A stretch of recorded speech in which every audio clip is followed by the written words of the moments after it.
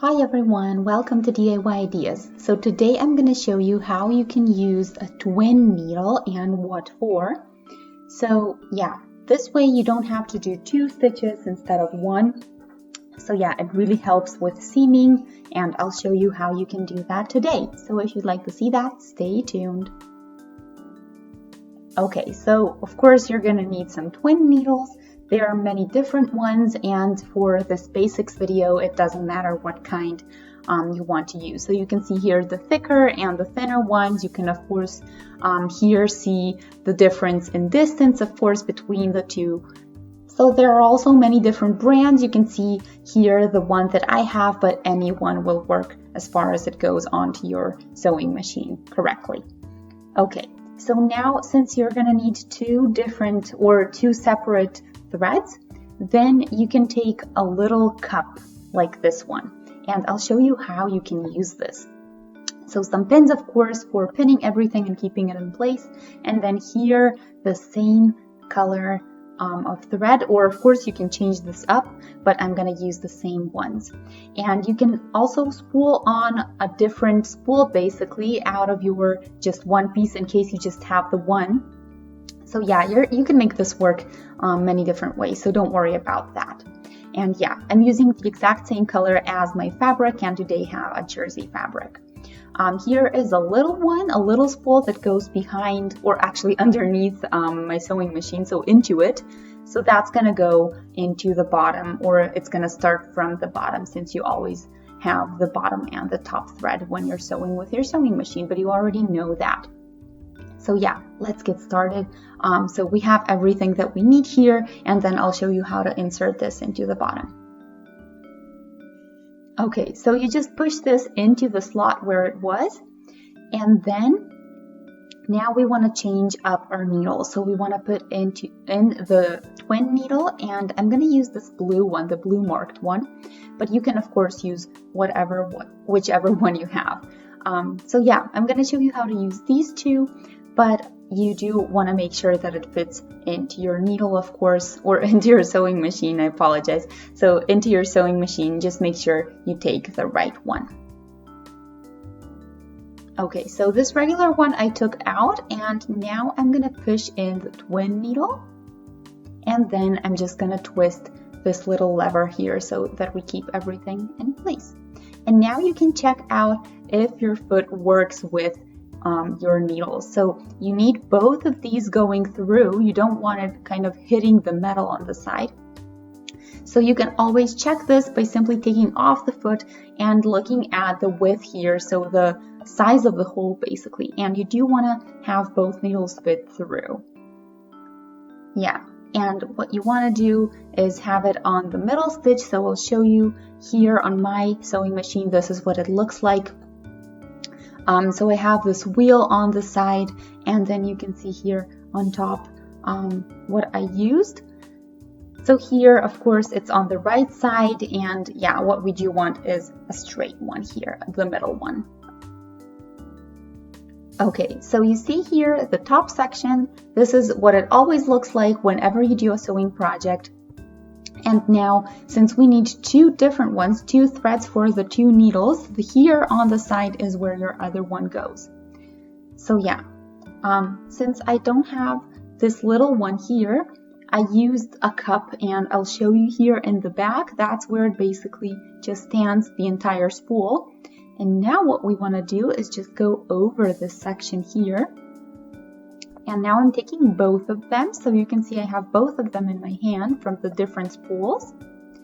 And then at the same time, we're actually taking them through all of these steps that you see on top of your sewing machine. They are usually very well labeled.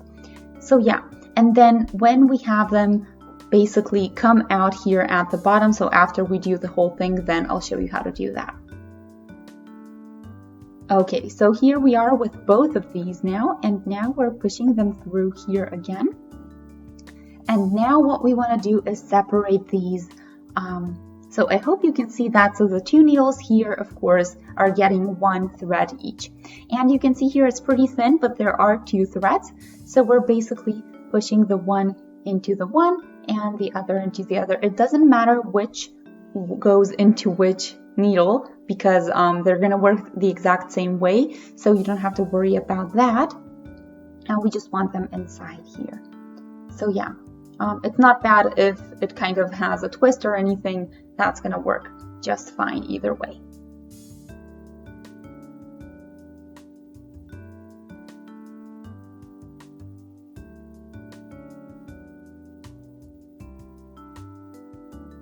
Okay, so now that we went through our needles, we're going to take them together again, and then we're just going to go through or go beneath our foot and then twist the wheel on the side. So basically manually kind of work it in. And that way we're going to take out the bottom thread as well. So in the end, you should have 3 threads total. Okay, so you can see here, hopefully, the 3 threads that I have, 1 from the bottom, 2 from the top, and now we can get started with the sewing. Okay, you guys, so I have here some cotton fabric, some what I call the jersey fabric, but yeah, now we're just going to do a regular seam. So this is a leftover and I'm not using it for any other project, so it's a perfect scrap to work on. So I'm folding it twice here, and then I'm going to pin it with a clothespin to keep it all in place. And I'm going to do that throughout the entire thing so that we can do the whole thing at once.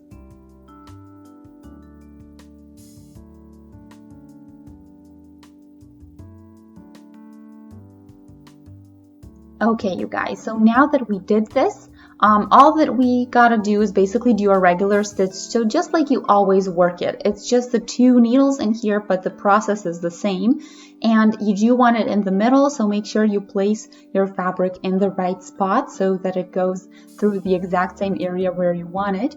So you can see, of course, your needles here, and then you can just orient yourself and see where you want them to go through. And then I'm doing width between 3 and 4, but this is also completely up to you. With jersey fabric, more is better. And yeah, I'll do this right now.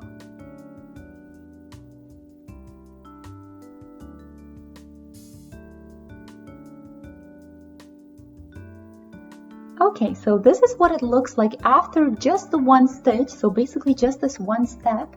And you can see here that this looks pretty familiar. So you usually see this on clothes, usually on some blouses or some cotton t-shirts and stuff like that. It's basically how you do the bottom seams most of the time, and sometimes even the sleeve seams. And yeah, you can see here on the front, this is what it looks like. So it basically keeps everything in place and secures it a little bit better than just 1 stitch, and it's also a lot quicker than doing 2 separate ones. On the back, this is what we have. So basically the 1 bottom thread is on this side, and this is why it's zigzagging up and down, because it's just 1. And this way we get a little bit of stretchiness in here, and that's exactly what we want. So yeah, this is for stretchier fabric. If you have something that doesn't stretch, of course, you don't have to do this exact thing, but with double seaming, it's actually always like that on the back. And yeah, you can of course do all different kinds of things. You can do cuffs with something like this. You can do any kind of seaming. You can even do just double stitches if you'd like. So if you want to have 2 that are really close, one to another, then you can just use a twin needle to keep it a lot simpler, and that way you don't have to do double the work.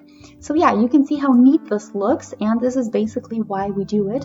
Of course, as I mentioned, there are many different needles, so that means that you have many different effects. In my case, I showed you at the beginning the red labeled one. This is the one that has a little bit less width here between the 2 lines. So I'll take that out to show you.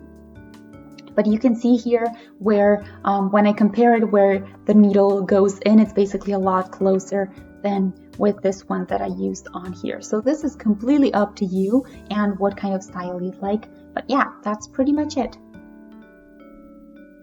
So I hope you guys enjoyed. I hope this was clear and easy to use for your own projects. Let me know what you think in the comment section of this basics video. If you'd like to see something else, feel free to let me know in the comment section what it is, and I'll try to make it work. And yeah, you can see this is a really great basics project. It's going to help you with a lot of your different projects basically. So yeah, really good stretchy stitch. So as I said, I hope you guys enjoyed. Feel free to shoot a thumbs up if you did. You can also subscribe to my channel and that way stay updated with everything new that I post. And yeah, thanks for watching DIY Ideas. Hope to see you in one of our next projects. Until then, have a lot of fun sewing and a wonderful day. Bye!